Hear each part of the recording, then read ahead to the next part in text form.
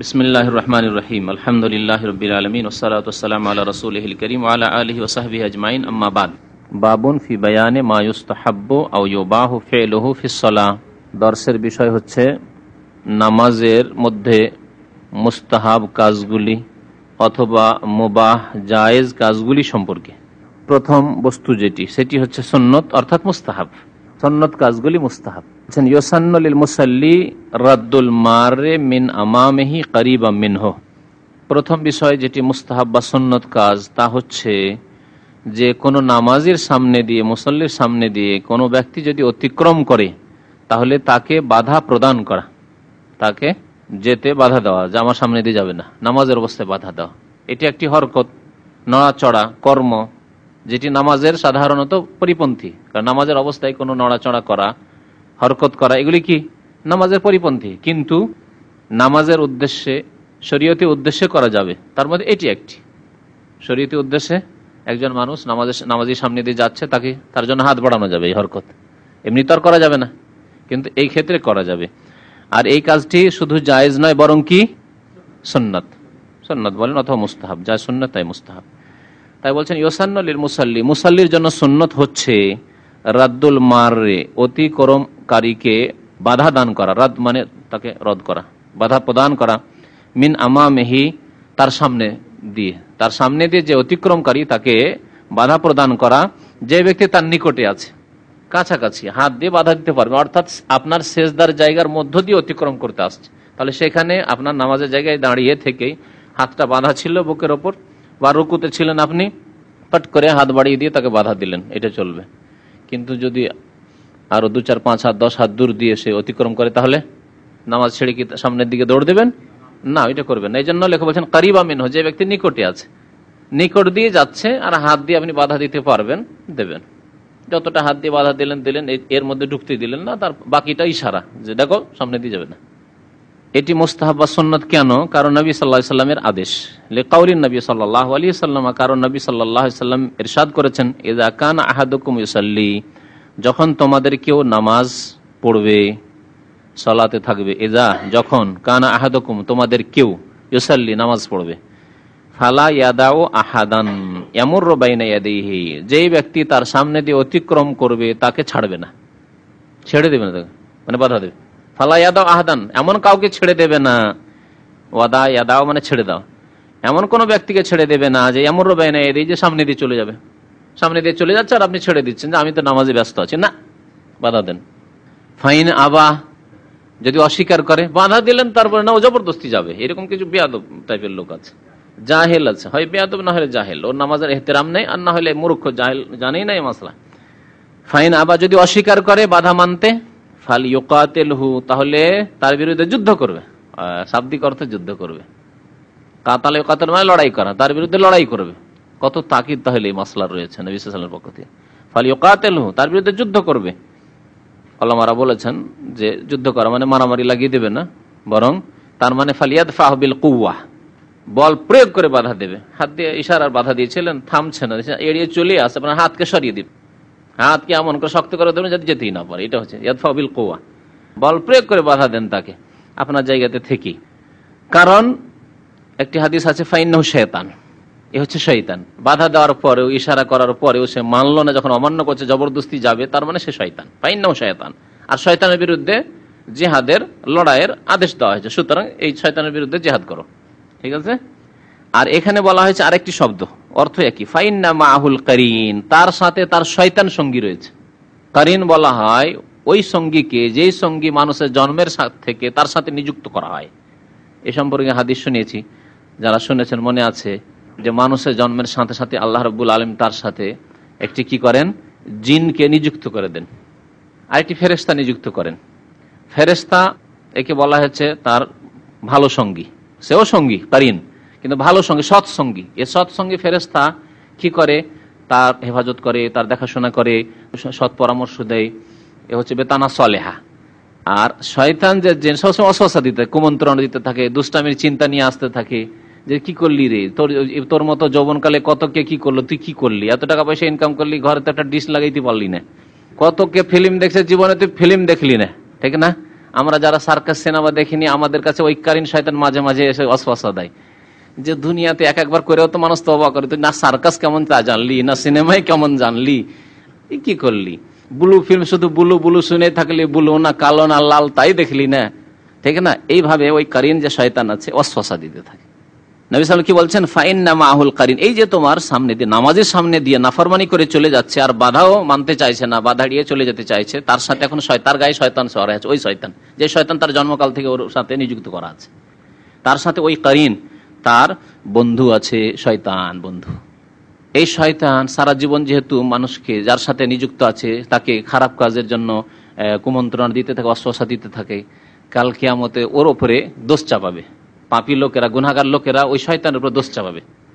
তখন ওই শয়তান কারিন করবে কি, বলছে আমার কি দোষ, জবরদস্তি করেছিলাম, তাকে বেঁধে রেখেছিলাম, নামাজ পড়তে যেতে দিনে তাকে জবরদস্তি করে গুনাহ করিয়েছিলাম। কালা কারিন, সূরা কাফে কারিন বলে বলা হয়, কালা কারিনহু রব্বানা মা আতগাইতুহু।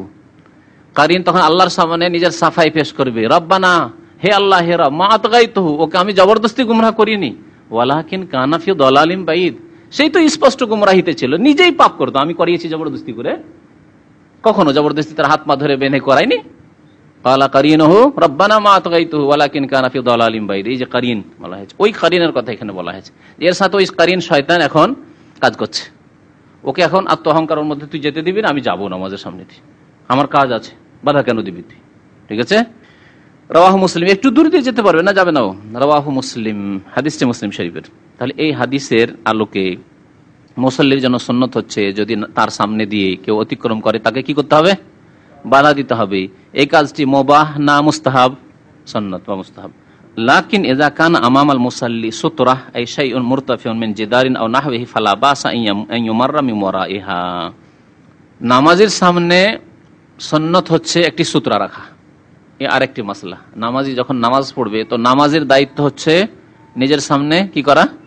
একটি সূত্রা মানে আড় দেওয়া, যা কমের পক্ষে 5 হাত হইতে হবে, কেউ কেউ 1 হাত বলেছেন, যেমন লেখক 1 হাত বলেছেন, কিন্তু 5 হাত হইলেও হয়, 1 হাত হইলেও হয়, কারণ যেরকম বলা হয়েছে নবী সাল্লাল্লাহু আলাইহি ওয়াসাল্লাম হাদিসে আসবে হাদিসটি, যে উটের পিঠে যে সওয়ার হতেন সাহাবায়ে কেরামদের যুগে, নবী সাল্লাল্লাহু আলাইহি ওয়াসাল্লামের যুগে, তো উটের পিঠে একটু হেলানা দেওয়ার জন্য বা যে সিটটা আছে তার পিছনে একটা লকড়ি থাকে, সেই লকড়িটা পুরো 1 হাত হতো না, 1 হাতের চাইতে কম, 1 হাতের কাছাকাছি হতো।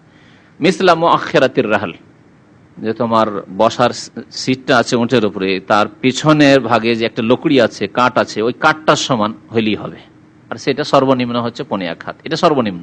তাহলে আধা হাত সূত্রা না, চলবে না, 4 আঙ্গুলের উঁচা সূত্রা দেবেন না, কমের পক্ষে আপনার কাছে সূত্র থাকলে 1 হাত, 1 হাত, তার বেশি যত ভালো হবে তত ভালো উঁচা, এরকম সূত্রা দিতে হবে। তাহলে মুসাল্লি নামাজের দায়িত্ব হচ্ছে সূত্রা দিয়ে নামাজ পড়া, আর যে ব্যক্তি অতিক্রম করবে তার দায়িত্ব হচ্ছে যে নামাজের সামনে দিয়ে অতিক্রম না করা, যথাসাধ্য অতিক্রম না করা। আর যেতে হলে দূর দিয়ে যাওয়া, কাছে দিয়ে নয়, বিশেষ করে তার সেজদার জায়গা দিয়ে, যেই জায়গাটি তার নামাজের জায়গা, তা দিয়ে যাওয়া তার জায়েজ নয় অতিক্রম করা। মুসাল্লি যখন সূত্রা লাগিয়ে দিল, সূত্রা বুঝতে পারছেন না, সূত্রা মানে আড়, সূত্রা লাগিয়ে দিল, শরীয়তি সূত্রা যেটা লাগিয়ে দিল, এখন সূত্রার বাইরে দিয়ে যদি কেউ অতিক্রম করে অসুবিধা আছে? এখানে সূত্রা আছে আর এটি সেজদার জায়গা, এত দূরের মধ্যে আমি সেজদা করছি, সেজদার জায়গা শেষ হচ্ছে, আর সূত্রা এর মাঝে বেশি ফাঁক রাখতে হবে না, একটা ছাগল অতিক্রম করার সময় সামান্য জায়গা, হয়তো আধা হাত জায়গা রাখতে পারে, খুব বেশি দূরে সূত্রা রাখবেন না, কারণ বেশি দূরে সূত্রা রাখলে অন্য মানুষ যারা অতিক্রমকারী তাদেরকে কষ্ট দেওয়া হবে। সূত্রা দিয়েছেন ওইখানে, ওই পিলারকে সূত্রা বানিয়েছেন, আর এখানে যদি নামাজ শুরু করেন তাহলে মানুষকে বিরক্ত করা, মানুষ অত দূর ঘুরে যেতে হবে কেন, এতটা জায়গা কেন দখল করবেন, আপনি কাছে আসেন, ওয়াল ইয়াদনু মিন, নবী সাল্লাল্লাহু আলাইহি ওয়াসাল্লাম বলেছেন যে সূত্রার নিকটবর্তী হয়ে দাঁড়াও।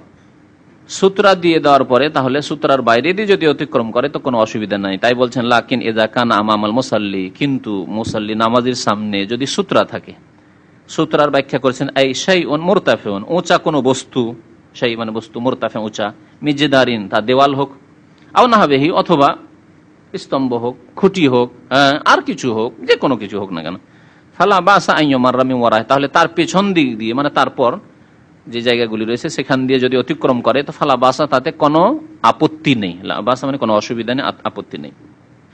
ওয়াকাযা ইযা একটি মাসলা হলো যে নামাজের সামনে দিয়ে তাহলে অতিক্রম করতে আপত্তি নেই কখন, যদি সূত্রার বাইরে দিয়ে অতিক্রম করে যায়, এক মাসলা। দ্বিতীয় মাসলা হচ্ছে যে জায়গা খুব সংকীর্ণ, জায়গা খুব সংকীর্ণ, আর তাকে এখন ওইখান দিয়ে অতিক্রম করতে হবে, নামাজে দীর্ঘক্ষণ সুন্নত পড়েই যাচ্ছে, আর ওর প্রয়োজন আছে, বেরিয়ে যেতে হবে। প্রয়োজন বিভিন্ন রকমের, কারো কাজা হাজাত হতে পারে, কারো বাস ছুটে যাচ্ছে, কারো তাড়াতাড়ি আছে, মসজিদে এখন যেতে হবে, কারো দোকানপাট খুলতে হবে, বিভিন্ন প্রয়োজন হতে পারে, আর জায়গা নেই। তাহলে কি করবে? এই ক্ষেত্রেও জায়েজ যদি প্রয়োজন হয় আর জায়গা সংকীর্ণ, অন্য দিক দিয়ে কোনো রাস্তা নেই, আমাকে এখন যেতে হবে। দরজার সামনে নামাজ শুরু করেছে, দরজা শুধু ওখানে, আর ওখানে যদি নামাজ শুরু করে থাকে, সামনের দিক দিয়ে যেতে হবে, আর পিছন দিক দিয়ে কোনো রাস্তা নেই, এইরকম অবস্থায় যেতে পারবে। আরেকটি মাসলা বলছেন, তাই বলছেন ওয়াকাজা অনুরূপ ইজা তাজা এলাল মুরুর, যদি অতিক্রম করার প্রয়োজন হয় কোনো ব্যক্তির, লিযিকিল মাকান, জায়গার সংকীর্ণতার কারণে, জায়গা কম আর ওর সামনে দিয়ে যেতে হচ্ছে, নামাজের সামনে দিয়ে, ফায়ামুরু, তাহলে অতিক্রম করবে, ওয়ালা ইয়ারুদ্দুহুল মুসাল্লি, এই ক্ষেত্রে নামাজি ব্যক্তি তাকে বাধা দেবে না। নামাজি ব্যক্তিকে এটা বুঝতে হবে যে এই লোকটি জায়গা নেই, অন্য দিক দিয়ে রাস্তা নেই, আর আমি এমন জায়গায় নামাজ শুরু করেছি যেখানে এখান দিয়ে যেতেই হবে, তাহলে এই ক্ষেত্রে বাধা দেবে না। আপনি জায়গা আসল রাস্তাকে ব্লক করে রেখেছেন, লম্বা সুন্নাত পড়ছেন, মানুষের প্রয়োজন আছে, বিভিন্ন রকমের প্রয়োজন হতে পারে, আর আপনি বাধাও দেবেন না। বাধাই যদি দেবেন তাহলে আপনি নিরাপদ জায়গায় নামাজ পড়েন, যেখানে সাধারণত মানুষের যাওয়ার প্রয়োজন পড়তে পারেন না, অত জরুরি প্রয়োজন হবে না। দুইটি মাসলা হয়ে গেল। তাহলে এগুলি কি জায়েজ? তাহলে মানে অতিক্রম করা জায়েজ, নামাজের মধ্যে যেগুলি জায়েজ তাহলে অতিক্রম করা জায়েজ। 3 নম্বর হচ্ছে যে মাসলা ইখতিলাফ রয়েছে, কিন্তু লেখকের মত এটি, তিনি বলছেন যদি হারামে হয়, অর্থাৎ মক্কাতুল মুকাররমা হয়। হারাম মানে অনেক আবার মদিনাকে হারাম মনে করে, মদিনা না।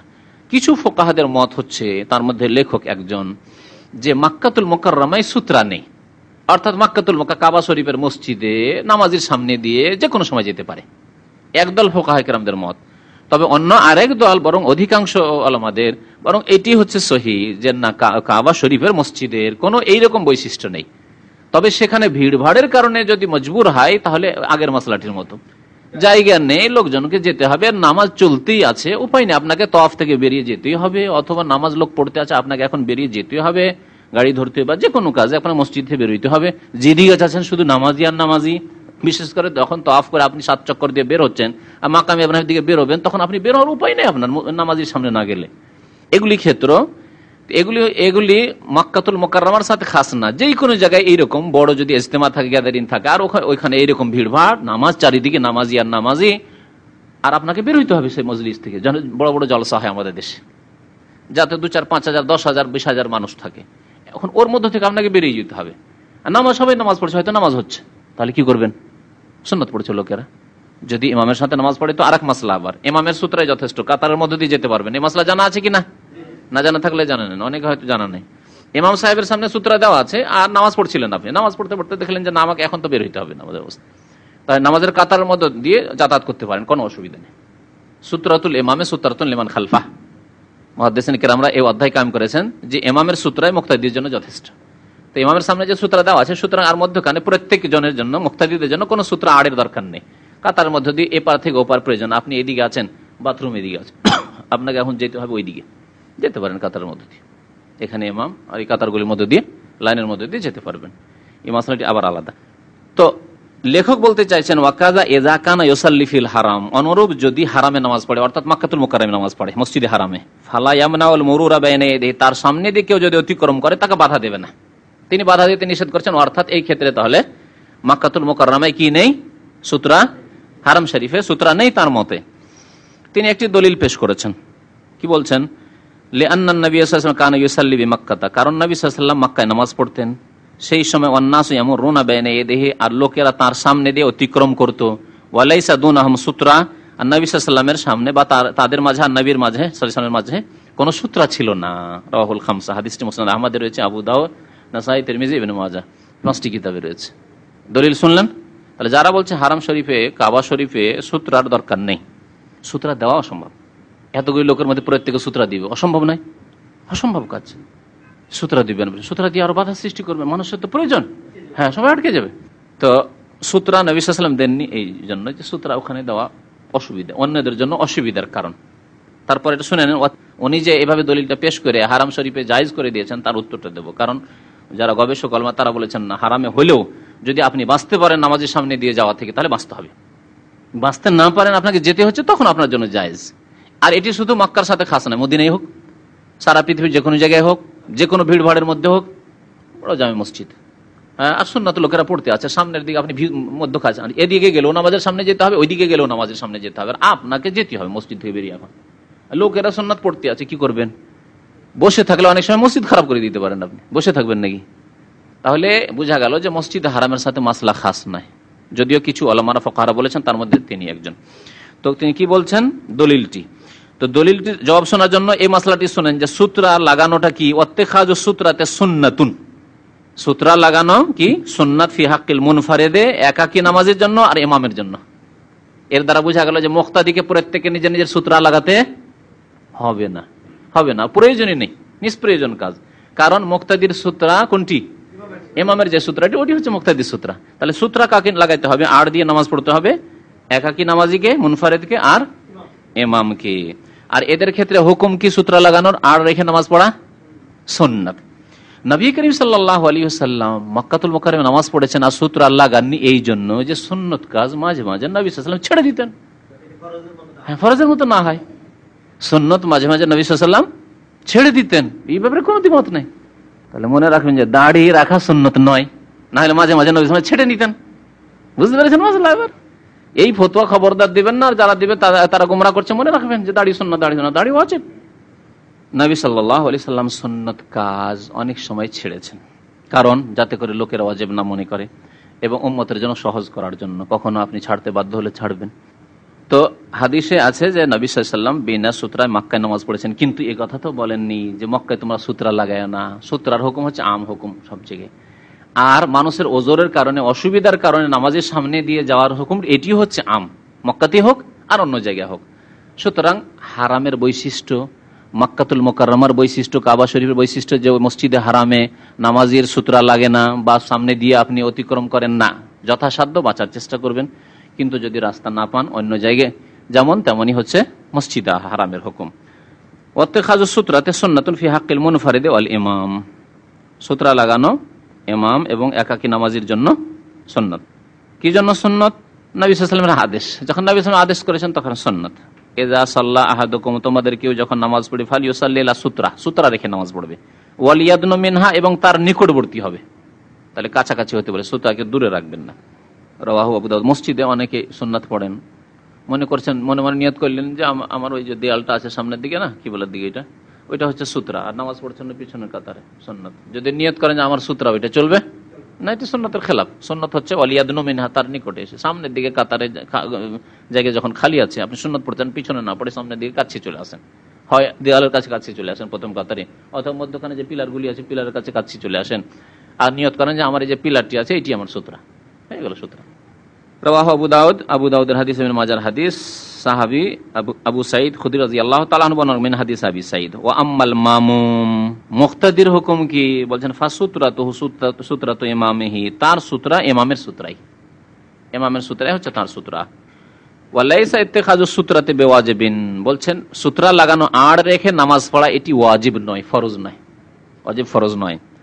কারণ কখনো কখনো নবী সাল্লাল্লাহু আলাইহি ওয়াসাল্লাম ছেড়েছেন, এর দলিল দিচ্ছেন হাদিস ইবনে আব্বাস। দেখেন নবী সাল্লাল্লাহু আলাইহি ওয়াসাল্লাম যদি আদেশ করেন আর যদি তা ছাড়ার কোনো প্রমাণ না থাকে, তো সাধারণত হুকুম হচ্ছে যে সেই হুকুমটি ওয়াজিব। আর যেখানে নবী সাল্লাল্লাহু আলাইহি ওয়াসাল্লাম আদেশ করেছেন আবার সুন্নাত বলা হচ্ছে, যেমন লেখক বলেন এখানে তো আদেশ, এখানে সুন্নাত কেমন করে বোঝা গেল? যখন তোমাদের কেউ নামাজ পড়বে তখন সূত্রা রেখে নামাজ পড়বে এবং সূত্রার নিকটবর্তী হবে, তা আদেশ কিনা? তাই নবীর আদেশ পালন করা ওয়াজিব হয় কিনা? ওয়াজিব হওয়া উচিত। কিন্তু ওয়াজিব কেন তিনি বললেন না, অথচ নবী সাল্লাল্লাহু আলাইহি ওয়াসাল্লামের আদেশ আর একটি হাদিসের কারণে? বোঝার চেষ্টা করুন ভালো করে, কি হাদিসটি? এই হাদিস এই জন্য ওয়াজিব নয় যে আব্দুল্লাহ বিন আব্বাস রাদিয়াল্লাহু তাআলা আনহুমা হাদিস বর্ণনা করেছেন, আন্নাহু সাল্লা ফি ফিজাইন, আন্নাহু সাল্লাল্লাহু আলাইহি ওয়াসাল্লাম সাল্লা ফি ফিজাইন, নবী সাল্লাল্লাহু আলাইহি ওয়াসাল্লাম একদিন খোলা মাঠে নামাজ পড়লেন। ফিজা মানে খোলা মাঠ, ফিজাই মানে খোলা মাঠে নামাজ পড়লেন। লাইসা বাইনা ইয়াদিহি শাই, তার সামনে কোনো সূত্রা বা কোনো কিছুই ছিল না, কোনো আড় ছিল না। তাহলে বিনা সূত্রায় যখন নবী সাল্লাল্লাহু আলাইহি ওয়াসাল্লাম কখন নামাজ পড়েছেন, তাহলে সূত্রা লাগানো নামাজের জন্য কি হয়ে গেল? দুই হাদিসের সমন্বয় করলে এক জায়গায় নবী সাল্লাল্লাহু আলাইহি ওয়াসাল্লাম ছেড়েছেন আর এক জায়গায় আদেশ করেছেন, তাইলে বোঝা গেল এই আদেশটি অবশ্যই পালনীয় নয়, সুন্নত, জি উত্তম পালনীয়, মুস্তাহাব বা সুন্নাত। রাওয়াহু আহমদ ও আবু দাউদ, ইমাম আহমদ এবং ইমাম আবু দাউদ রিওয়ায়াত করেছেন। ওয়ায়ামবাগি আন তাকুনা সূত্রাতু কায়মাতান কামুআখিরাতির রাহলি বা কামুখিরাতির রাহলি, দুই রকম পড়া গেছে। আর উচিত হচ্ছে যে সূত্রা আড় করবেন এটি দাঁড়ানো থাকবে, দাঁড় করে রাখবেন, ইয়ামবাগি মানে উচিত, উচিত হচ্ছে আন্তাকুনা সুতরা কায়েমা, সুতরাটি দাঁড়িয়ে থাকবে, কা মুখেরাতির রাহাল, যে উটের পিঠের ওপর সেটিকে কি বলে, পিছনে কখনো কখনো হেলানা দিতে হয়, অথবা পিছনে ঘষকে না পড়ে যান, দ্রুত বেগে উঠ চলছে, পিছনে ঘষকে না পড়ে যায় সাওয়ারি, সেজন্য পেছন দিকে একটা কাঠ খাড়া করা থাকে, এখানে কাঠ খাড়া করা থাকে হেলানা দেওয়ার জন্য। জি, তো প্রায় পনে এক হাত থাকে। তো মুখেরাতির রাহাল ওই গদির শেষ অংশের লকড়ি, মুখেরা মানে লকড়িটির মতো, কাঠটির মতো দাঁড় করে রাখতে হবে। এই কাদরা জেরাইন, অর্থাৎ আনুমানিক সেটি এক হাত, জেরা মানে এক হাত, এই যে এটা হচ্ছে জেরা। সাওয়াউন কানা দাকিকাতান আও আরিজা, আরেকটি মাসআলা বলছেন, আচ্ছা যে সূত্রা হইতে হবে, লম্বার দিক দিয়ে তো বোঝা গেল যে এক হাত বা পৌনে এক হাত হইতে হবে, কিন্তু চওড়াইতে কতটা হইতে হবে, চওড়াইতে কতটা মোটা হইতে হবে? কলমের মতো যদি চিকন থাকে, একটা ছড়ির মতো, চলবে না চলবে না? না এরকম পিলার মতো নামাজিকে পুরোটা ঢাকতে পারে ওইরকম হালাজেম? তো বলছেন না, ওইটা জরুরি না। সাওয়াউন কানা দাকিকা, সে সূত্রটি অত্যন্ত চিকন হোক, দাকিকা মানে একেবারে চিকন, সরু সরু চিকন হোক, আর আরিজা অথবা চওড়া হোক, চওড়া হয়ে আছে গোটা দেওয়ালটি সূত্র, আপনার এই যে দেওয়াল পুরো সূত্রা, যে কোনো রকম হোক না কেন, কিন্তু খাড়া রাখতে হবে। যদি এটাকে ফেলে দেন, এটি আমার সূত্র, নিয়ত করলেন যে আমার সূত্র এই কলমটা, চলবে? ছড়িটি ফেলে দেন আমার সূত্র না, সূত্র চলতে পারে। বড় বোতল যদি হয় 2 লিটারে তাহলে সূত্র হয়ে যেতে পারে, এটি সূত্র হয়ে যেতে পারে, যে এলাশাই যে কোনো জিনিস সূত্র হইতে পারে, খাড়া থাকতে হবে। ওয়াল হিকমাতু ফি ইত্তিখাযিহা, আচ্ছা কি রহস্য, হিকমত কি যে সূত্র লাগিয়ে নামাজ পড়তে হবে, এর হিকমত কি? বলছেন ওয়াল হিকমাতু ফি ইত্তিখাযিহা, সূত্র লাগাবার হিকমত কি? তা বলছেন লিতামনা আল মাররা বাইনা ইয়াদিহি ওয়া লিতামনা আল মুসাল্লিয়া মিনাল ইনশিগাল বিমা ওয়ারাহা। দুইটি উদ্দেশ্য, এক হচ্ছে মুসাল্লির নামাজের হেফাজত করা, যে সামনে সূত্রা থাকলে সে তার সামনে আর কি হচ্ছে না হচ্ছে সেদিকে যাবে না, তার খুশু ঠিক থাকবে, অন্য কিছুতে সে মশগুল হয়ে যাবে না, অন্যদিকে মন চলে যাবে না, অন্য মনস্কতা আসবে না। আর 2 নম্বর হচ্ছে যে অতিক্রমকারী নামাজের সামনে দিয়ে গুনাহগার, তাকে গুনাহ থেকে বাঁচাবার জন্য। আমি যদি সূত্র না লাগাই তো অতিক্রম করে সামনের দিকে, তো সে গুনাহগার হবে, এর থেকে বাঁচাবার জন্য। বলছে প্রথম হিকমত লিতামনা আল মাররা বাইনা ইয়াদিহি, নামাজের সামনে দিয়ে অতিক্রমকারীকে বাধা দানের জন্য, যে দেখো সূত্র দেওয়া আছে, তার মানে এর ভিতরে ঢুকবে না, এটা আমার, এই জায়গা হচ্ছে আমার, তুমি যাবে ওটা দিয়ে যাও, তার বাইরে দিয়ে যাও, তাকে গুনাহ থেকে বাঁচালেন আর বাধা দিলেন। ওয়ালিতামনা আল মুসাল্লিয়া মিনাল ইনশিগাল বিমা ওয়ারাআহা, আর মুসাল্লিকে বাঁচাবার জন্য মিনাল ইনশিগাল বিমা ওয়ারাআহা, সূত্রার বাইরে যা কিছু আছে তাতে মশগুল হওয়া থেকে, তার মন সেই দিকে চলে যাওয়া থেকে। যখন এই সূত্র লাগানো আছে, বিশেষ করে সূত্রা যদি চওড়া থাকে, দেয়ালের সামনে নামাজ পড়েন, তাহলে দেয়ালের বাইরে কি হচ্ছে না হচ্ছে, লোকজন যাতায়াত করছে, সামনে সিঁড়ি আছে যাতায়াত করছে, আপনার ওইদিকে মন যাবে না, কিন্তু সূত্রা না থাকলে আপনি খোলা জায়গায় ওইদিকে হয়তো নজর যাচ্ছে, খুশু নষ্ট হচ্ছে। ওয়াইন কানাফি সাহারা সাল্লাহ ইলা শাইইন সাখিসিন মিন শাজারিন আও হাজারিন আসা, খোলা মাঠে আছেন, যেখানে কোনো বাড়িঘর নেই, দেয়াল নেই, কোনো খাম্বা নেই, খুঁটি নেই, কিছুই নেই, খোলা মাঠ, ওখানে কি সূত্র হবে আপনার? সে গাছ যদি থাকে, দেখবেন যে গাছপালা আছে কিনা, যেমন আমাদের দেশে তো যেখানে সেখানে গাছ, মাশাআল্লাহ, গাছই আপনার সূত্রা। এটা গাছের সামনে দাঁড়িয়ে যান মাঠের মধ্যে, আর গাছটাকে সূত্র নিয়ত করেন যে আমার গাছটাই সূত্র হয়ে গেল। অথবা কোনো জায়গায় পাহাড় পর্বত যেখানে আছে, উঁচা হয়ে আছে পাহাড়টাকে মনে করলেন এই পাহাড়টাই আমার সূত্রা, উঁচু হয়ে আছে বালি, চলে যান এয়ারপোর্ট রোডে অনেক জায়গায় বালি উঁচা হয়ে আছে পাহাড়ের মতো, হয়তো ওই বালি উঁচা হয়ে আছে কোনো জায়গায়, সেটাই সূত্র আপনার জন্য। আশা অথবা নরম মাটি আছে, তাতে পুঁতে দিতে পারলেন, একটা লাঠি পুঁতে দিতে পারলেন। নবী সাল্লাল্লাহু আলাইহি ওয়াসাল্লাম লাঠি রাখতেন সাথে, লাঠি রাখার অনেক ফায়দা আছে, হাতে লাঠি রাখা সুন্নত দুনিয়াবি বহু হিকমতের কারণে, এবং তাদের দিনই ফায়দাও রয়েছে। লাঠি যদি হাতে থাকে তো কুকুর আপনার সাথে শয়তানি করবে না, আর না হলে ঢিলা ঢালা কাপড় আমাদের দেশে যদি পরেন তাহলে খুব মুশকিল। এই জুব্বা পরে যেসব বাইরের দেশে থাকছে কেমন করে, আমাকে তো খুব ভয় লাগে, লম্বা পাঞ্জাবি থাকলেই তো ভয় লাগে, কুকুর লাগে নতুন গ্রামে গেলে, নতুন জায়গায় গেলে। তো হাতে যদি লাঠি থাকে, সুন্নতির লাঠি, যে আমাদের দেশের আলেম ওলামারা ফারেক হইলে মাদ্রাসাতে লাঠি দেয়, একটা লাঠি হাতে থাকলে কুকুর আর কথা বলবে না, কিন্তু চুপ একবারে। আর এতে ফায়দা, নামাজের ক্ষেত্রে সূত্রা বানানো হচ্ছে, ইস্তেঞ্জার ক্ষেত্রে হয়তো শক্ত মাটি, পানি নেই আপনার কাছে, মাটিতে একটু আঘাত করলেন, একটা ঢেল উঠে গেল, মাটি কিছুটা উঠে গেল, শক্ত মাটি, এঁটেল মাটি হইতে পারে, তাদের ইস্তেঞ্জা করা হলো, কুলুক ধরা হলো। মুসা আলাইহিস সালামের কাছে লাঠি থাকতো, তো আল্লাহ রাব্বুল আলামিন মুসা আলাইহিস সালামকে জিজ্ঞেস করছেন, মুজিজা দিলেন ওই লাঠিতেই। আল্লাহ জিজ্ঞেস করছেন মুসাকে, ওমা তিলকা বিয়ামিনিকা ইয়া মুসা, মুসা তোমার ডান হাতে কি? বলছে হে আসায়া, আল্লাহর সাথে কথা বলতে পেয়েছে। আল্লাহ জিজ্ঞেস করলেন তোমার হাতে কি? তো এর উত্তর হচ্ছে কি?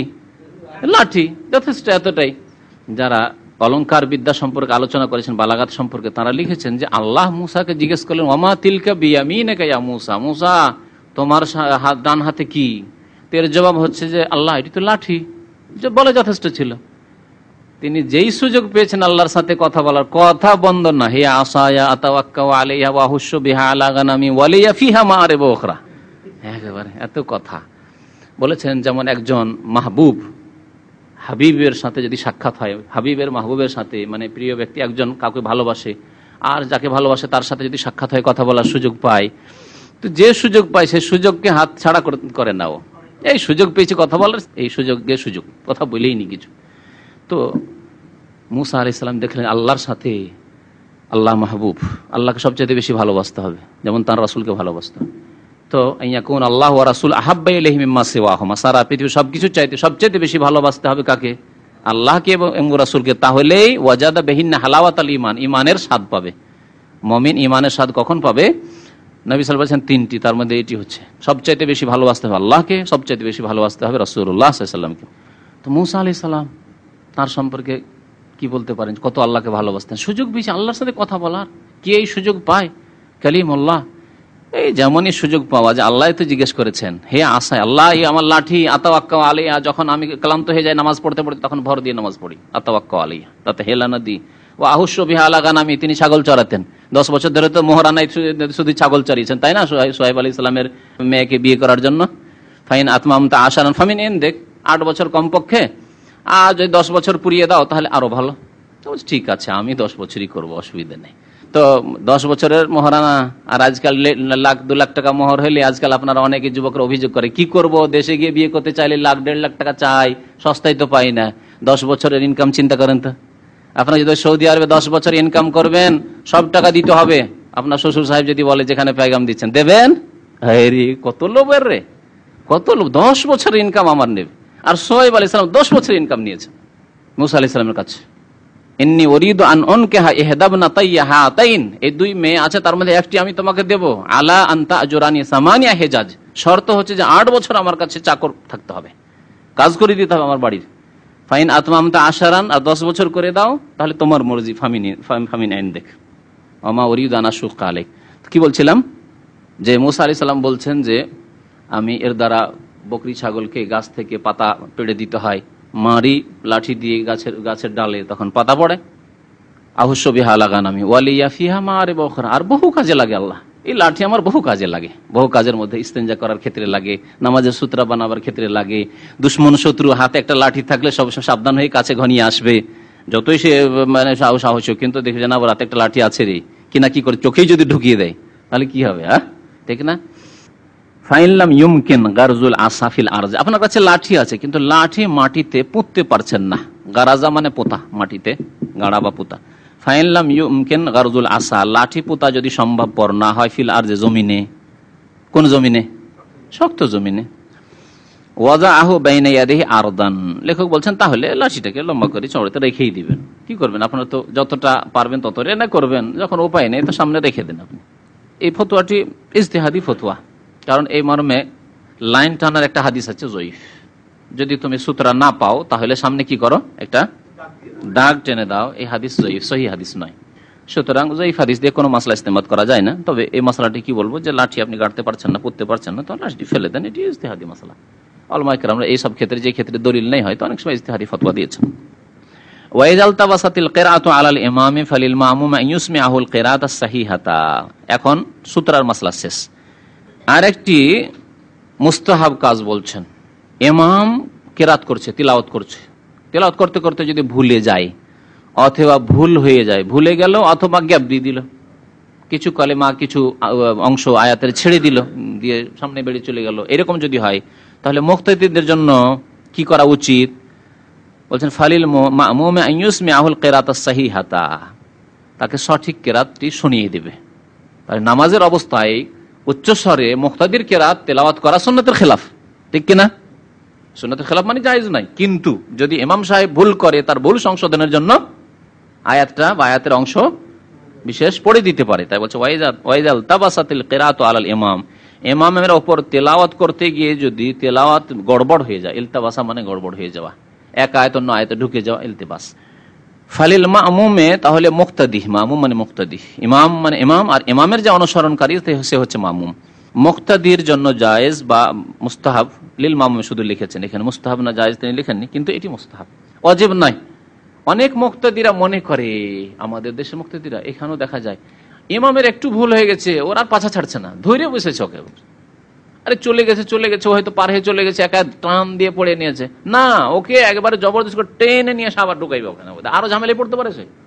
তাহলে হুকুমটি জেনে রাখতে হবে। যদি ওয়াজিব হতো তাহলে আপনাকে জবরদস্তি টেনে নিয়ে আসতো, এই ভুল কেন করছেন আপনি, আসেন ফিরে আসেন সঠিক জায়গায়, না এটি জরুরি নাই, এটি হচ্ছে মুস্তাহাব কাজ, যদি তার সংশোধন করে দেন মুস্তাহাব। আর যদি ভুল হয়ে যায়, অনিচ্ছাকৃত ভুল, তার পক্ষ থেকে কোনো অবহেলা নেই, কোতাহি নেই, যথাসাধ্য ভালো হেফজ করার চেষ্টা করেছে, তাহলে সে গুনাহগার না। আর যদি অবহেলাকারী ইমাম হয়, যখন তখন ভুল, ছোট ছোট সূরায় ভুল, প্রত্যেক নামাজে ভুল, তাহলে সে গুনাহগার হবে, তাহলে তার গাফিলতির কারণে, অবহেলার কারণে সে গুনাহগার হবে। অনেক সময় ভালো মুখস্থ থেকেও সামনে গিয়ে তেলাওয়াত করতে গিয়ে, আর বিশেষ করে যারা বেশি মুখস্থ রাখেন তাদের কতগুলি আয়াত আছে মুতাশাবিহাত, কাছাকাছি আয়াত, কাছাকাছি, এগুলি মুতাশাবিহাত বলে, একই রকমের সদৃশ্য আয়াত, এখানে একটু পার্থক্যের সাথে আরেক জায়গায় আছে, বা এই আয়াতটি আরেক জায়গায় আছে, এক সূরা থেকে আরেক সূরায় লাফ দিয়ে ঢুকে পড়েছে, ও খেয়ালই করেনি যে আমি কোন সূরাতে কোন সূরায় ঢুকে পড়েছি। হয় এটা অল্প স্বল্প যাদের মুখস্থ আছে তারা বুঝতে পারবেন, এটা যাদের বেশি মুখস্থ তারা বুঝতে পারবেন, কিন্তু তবে বেশি হবে না, কখনো হইতে পারে। আর বেশি হচ্ছে তার মানে তার হেফজ দুর্বল, অবহেলা আছে, মোরাজা করে না, রিভাইজ করে না, এগুলি তার নিজের পক্ষ থেকে অবহেলা, গুনাহ হবে। ফালিল মামুমে, মুক্তাদির জন্য উচিত কি, আইয়ুসমিআহুল কিরাতাস সাহিহাতা, সঠিক কিরাতটি, তেলাওয়াতটি বা আয়াতটি শুনিয়ে দেওয়া, যে এইভাবে পড়ে শুনিয়ে দেবে, কথা বলা যাবে না। হ্যাঁ, যদি বলছে আপনি ভুল করছেন, জায়েজ, নামাজ বাতিল হয়ে যাবে, কারণ মানুষের কথা এটি, কিন্তু আল্লাহর কালাম যেহেতু কোরআনে কারিমে আয়াতের অংশ তেলাওয়াত করছে, সেই জন্য নামাজ নষ্ট হবে না, এটি তার জন্য করা মুস্তাহাব। এখন মুবাহ বয়ান করছেন, মানে জায়েজ কাজ একটি বয়ান করছেন, নামাজের অবস্থায় কাপড় পরিধান করা জায়েজ। ওয়াবাহুল মুসাল্লি লুবসুস সাওবি ওয়া নাহবিহি, কাপড় পরিধান করা, ওয়া নাহবি বা এই ধরনের কোনো কাজ, ও হামলু শাইইন বা কোনো কিছু উঠানো, কোনো কিছু রাখা জায়েজ। মাসলাটিকে প্রয়োজনের মাফিক নিতে হবে, অনুপাতে নিতে হবে, প্রয়োজনের অতিরিক্ত নয়। ধরেন টুপিটা পড়ে গেছে, টুপিটা উঠিয়ে যদি মাথায় দিয়ে নেই, তো এই ক্ষেত্রে বলা যেতে পারে জায়েজ। গুতরাটা পড়ে গেছে, যদি উঠিয়ে দিয়ে নেই তাহলে জায়েজ। আজকাল মোবাইলের ফিতনা সবচেয়ে বড় ফিতনা নামাজে, ঠিক না? সুতরাং এই মশলা আরো বেশি করে জানতে হবে। মোবাইল রিং করছে, তাহলে পকেট থেকে বের করা, এখরাজ, তারপরে সুইচ অফ করা, আবার পকেটে দাখিল করা বা সামনে রেখে দেওয়া, এগুলি এর আওতাতে পড়বে কিনা? এগুলো কাজ কি মুবাহ, বরং শুধু মুবাহ না, অনেক ক্ষেত্রে যখন দেখছেন যে না নাম এখন মোবাইলে রিং চলে আসছে, সুতরাং এই ক্ষেত্রে জরুরি হচ্ছে যে আপনি অন্য ওদের নামাজকে নষ্ট না করে আপনার নামাজের কিছু হোক, হরকত হোক কিছু, কিন্তু এটা করা। কারণ যখন দেখতে হবে যে দুটি আমাকে আপত্তিকর কাজ করতে হবে, যে অসুল নীতিমালা, অসুল ফিকহ শরীয়তি মাসলা মাসাইলের অসুল নীতিমালা মনে রাখেন, দুইটি আমাকে আপত্তিজনক কাজ করতে হচ্ছে, এটাও আপত্তিকর, এটাও আপত্তিকর, তখন দেখতে হবে যে দুটি ছাড়া কোনো উপায় নেই, দুটার একটা আপনাকে করতে হবে, আপনি করতে বাধ্য, তখন কোনটা করতে হবে? যেটি হালকা আপত্তিকর সেই কাজটি করে বড় আপত্তিকর কাজ থেকে বাঁচতে হবে। এই মাসলা যদি মনে রাখে, জীবনের বহু ক্ষেত্রে আপনার কাজে আসবে। মহিলাকে বলছেন না, ছবি না দিলে আপনার পাসপোর্ট হবে না, তো বিদেশ যাবেন, ছবি না হলে আপনার হজ করা হবে না, এই ছবিতে চেহারাটা খোলা রাখলে হয়। আর অনেকেই চুলের অর্ধেক খুলে রাখছে, আপত্তিকর তো দুটোই, কিন্তু কোনটি হালকা আপত্তিকর? শুধু চেহারা খুলে, যেটা দিয়ে কাজ চলে যাচ্ছে কোন রকম, তাহলে এটা আপনি করেন। আহওয়ানুল বালিয়াতাইন বলা হয়েছে, দুই মুসিবত যদি আসে তাহলে হালকা মুসিবতটা গ্রহণ করতে হবে, বড় মুসিবতটা ধর্মীয় ক্ষেত্রে ওটাকে উপেক্ষা করতে হবে, যে না ওটা করবো না।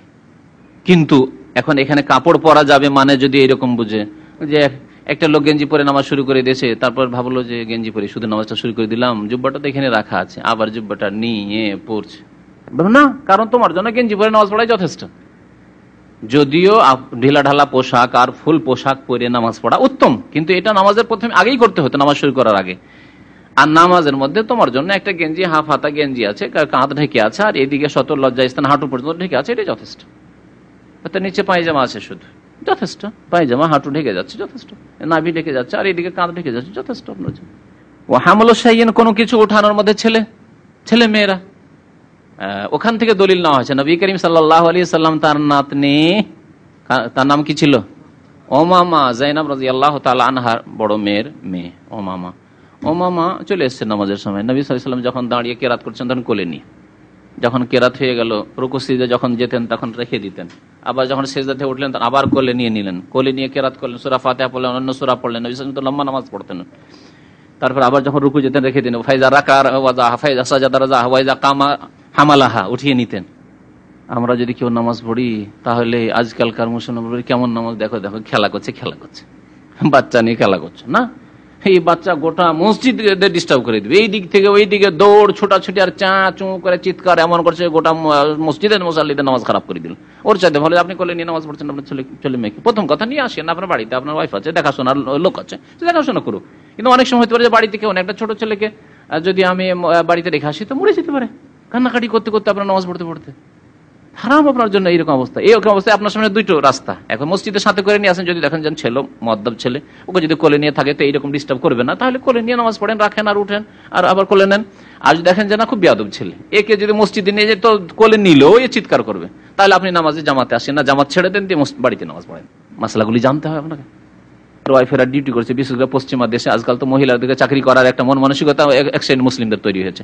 আর আপনার স্ত্রী গেছে চাকরিতে, বাড়িতে কেউ নেই, আর নামাজের সময় অক্ত, এখন ছোট বাচ্চা রেখে গেছে আপনার কাছে, করবেন কি? একা রাখা জায়েজ নয় যে একা বাচ্চাকে রেখে দিয়ে আপনি মসজিদে নামাজ পড়তে আসবেন। জাহেল মুসল্লি, হয় তাকে নিয়ে আসতে হবে মসজিদে, আর না হলে আপনাকে বাড়িতে নামাজ পড়তে হবে। মাসলা আসবে আরো বেশি যখন মক্কা মদিনা আপনি গিয়েছেন, মক্কা মদিনা ফ্যামিলি নিয়ে গেছেন, ওই সময় এই সমস্যা আরো দাঁড়ায়। দুইজনে যেতে চাইছেন নামাজ পড়তে, ফজর নামাজ, আমিও যাবো, আপনার স্ত্রী বলছে আমিও যাবো নামাজ পড়তে, তুমি যাবে আর আমি যাবো না, তুমি তাহাজ্জুদ পড়তে আমি যাবো না, আমি যাবো। বাচ্চা ঘুমিয়ে আছে, রেখে দিয়ে শুয়ে রেখে দিন, আল্লাহ না করে আপনার যাওয়ার সাথে সাথে যদি দরজাটা যখন খট করেছে তখন যদি বাচ্চা জেগে যায়, মরে যেতে পারে কান্না করতে করতে। ছোট বাচ্চাদের কথা বলছি, আর যারা তামিজ করতে পারে, 7 বছর 6 বছর 7 বছরের বাচ্চা, তাকে বুঝিয়ে দিলে এইভাবে বসো বা নামাজ পড়ো, বুঝবে। কিন্তু 2 বছর 3 বছর বাচ্চা বুঝবে না, এসব কথাই বুঝে নাও, মনেই রাখে না যে আপনি কি বলেছেন। তাহলে এগুলি ক্ষেত্রে কোনো কিছু ওঠানো আর রাখানো সব জায়েজ। ও ফাতহুল বাব, দরজা খোলা জায়েজ। আরো মাসলা শুনেন, দরজা খোলা নামাজের অবস্থায় কি মুবাহ জায়েজ। প্রয়োজন হাঁটতে পারেন, সামনে কিবলার দিকে হইতে হবে, কিবলা থেকে আপনি ফিরে যাতে করে না যান, বা কিবলার পেছন দিকে আছে, যদি সামান্য একটু সরে গিয়ে সামান্য একটু সরলেন আর পেছন দিকে হাতটা করেই কিবলা মুখে আছেন খুলে দিতে পারলেন তো খোলা যাবে। সাইডে একটু সরে গেলে খুলতে পারবেন, হয়তো ডান দিকে গেটটা আছে এখানে আর নামাজ পড়ছি এখানে, ডান দিকে খুলে দিতে পারবো। আমি আমার কিবলামুখী হয়ে থাকলাম, কিবলা পরিবর্তন যাতে না হয়, কারণ এর আগে পড়েছেন যে কিবলা থেকে যদি পুরো উল্টো হয়ে যায় তাহলে নামাজ ফাসাদ হয়ে যাবে। তাহলে দরজা খোলা যাবে, কিন্তু যখন তখন প্রয়োজনে দরজা খোলা। একজন মেহমান এসছে, এমন ব্যক্তি এসে যার সাথে আপনার জরুরি কথা আছে, তা সে জরুরি কাজের জন্য এসছে, আর এই অবস্থা বা দূর থেকে এসছে, আপনি যদি এখন দরজায় সে বেল মারছে, নক করছে, দরজা না খোলেন সে ফিরে চলে যাবে, সে কত হয়রান হবে, আপনি কত হয়রান হবেন। এইসব ক্ষেত্রে দরজা খোলা যাবে না, যাবে না। আর দিন ইউসরুন, দিন সহজ, দিন এত সহজ যে আপনার সামান্য কষ্ট হওয়ার জন্য যদি 4 রাকাত নামাজকে আল্লাহ 2 রাকাত করে দিতে পারেন, জোহর আসর একসাথে আল্লাহ পড়ার অনুমতি দিতে পারেন, মাগরিব এসব একসাথে পড়ার অনুমতি দিতে পারেন, তাহলে এই ক্ষেত্রে আপনার এত পেরেশানি হয়ে গেল যে এই লোকটা তো আমার জন্য দেখা সাক্ষাৎ ফরজ ছিল, টাকা পয়সা পেতেন তার কাছে, সে এসছে নক করে টাকা দেওয়ার জন্য আপনাকে, আর কখন হয়তো দেখা হবে না তার সাথে, আর আপনি বলছেন না আমি নামাজে আছি, ব্যস্ত আছি, আমি খুলবো না, ও বেল বাজেগা, এটা অজ্ঞতা এগুলি। তাহলে প্রয়োজন, এগুলি হচ্ছে প্রয়োজন, প্রয়োজনের ক্ষেত্রে দরজা খোলা যাবে।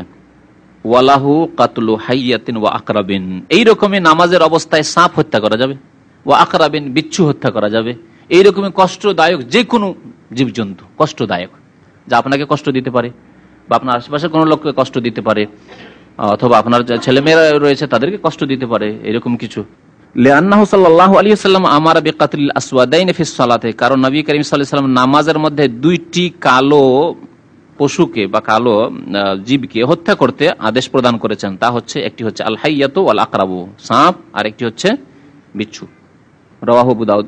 এর উপরে অন্যান্য কষ্টদায়ক যে কথাটি বললাম সবগুলিকে কিয়াস করা হয়েছে, এই ক্ষেত্রে কিয়াস রয়েছে শরীয়তে, কারণ এখানে সাপকে হত্যা করার অনুমতির হিকমত কি? কষ্ট থেকে বাঁচা, বিপদ থেকে বাঁচা। এরকম বিচ্ছুকে হত্যা করার আদেশ নামাজের অবস্থায়, উদ্দেশ্য হচ্ছে, হিকমত হচ্ছে কি?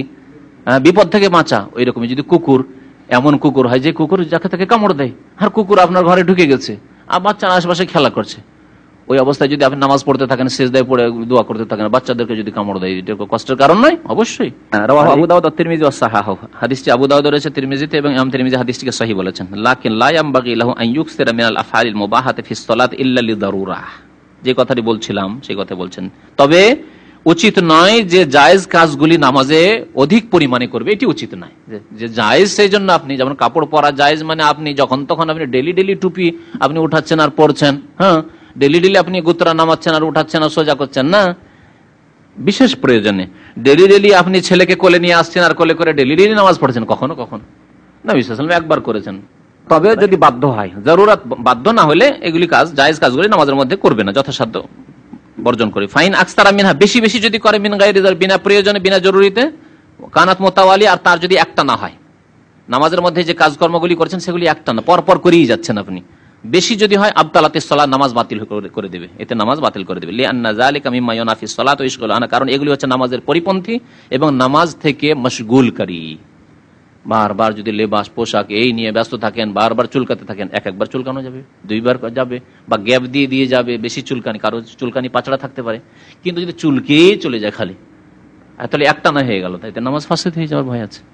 ওয়াইদা আরাদা লিল মুসাল্লি আমরুন কাস্তেজানিন আলাইহি আও সাহওয়ে ইমামিহি আও খাফা আলা ইনসানিন আল ওকুয়া ফি হালাকা ফালাহু তানবিহু আলা যালিক। কোন মুসাল্লি নামাজ পড়ছে, আর নামাজ পড়া অবস্থায় কোনো ব্যক্তি তার কাছে অনুমতি চাইছে, তার বাড়িতে, তার ঘরে, তার অফিসে প্রবেশের জন্য অনুমতি চাইছে, আর সে সময় সে নামাজ পড়ছে। এই নামাজ বাড়িতে নামাজ পড়া, সুন্নতে নামাজ পড়ছে। বা কখন হয়তো জামাত ছুটে গেছে, সময় চলে গেছে, বাড়িতেই পড়ছে, জামাত ছুটে গেছে, সময় চলে গেছে, তারপরে মসজিদে যাওয়া জরুরি নয়, তো এই জন্য ফরজ নামাজও হইতে পারে। মসজিদে সাধারণত অনুমতির ব্যাপারটি হয় না, মসজিদে কেউ কারো কাছে অনুমতি নিতে জানে, অনুমতি কোথায় নেবে ঢোকার জন্য? আপনার বিশেষ জায়গায়, খাস জায়গায়, যেটি আপনার জায়গা, আপনার বাড়ি, আপনার অফিস, ঠিক না? অফিসের দরজা বন্ধ করে আপনি নামাজ পড়ছেন, অথবা আপনার ঘরের দরজা বন্ধ করে নামাজ পড়ছেন, সেই জায়গায়।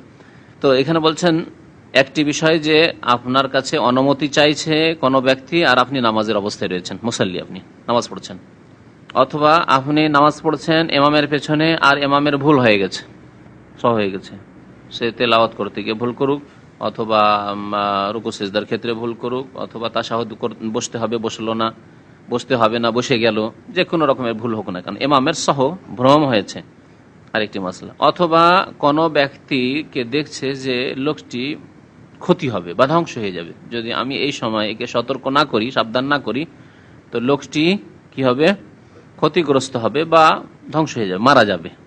এরকম কোনো বিপদ যদি থাকে, তাহলে নামাজের অবস্থায় তাদের সাথে কোনো আদান প্রদান করতে পারবে কিনা, মানে অনুমতি চাইছে, অনুমতি দিতে পারবে কিনা, ইমাম ভুল করে দিয়েছে, তার ভুলে সংশোধন করতে পারবে কিনা, আর বা একটা লোকের ক্ষতি হতে যাচ্ছে, ক্ষতি থেকে তাকে বাঁচাতে পারবে কিনা, একটা লোক হালাক হয়ে যাওয়ার, ধ্বংস হয়ে যাওয়ার আশঙ্কা আছে, তাহলে তাকে বাঁচাবার, উদ্ধার করার জন্য নামাজের অবস্থায় কোনো কদম উঠাতে পারবে কিনা, পদক্ষেপ উঠাতে পারবে কিনা, পদক্ষেপ নিতে পারবে কিনা।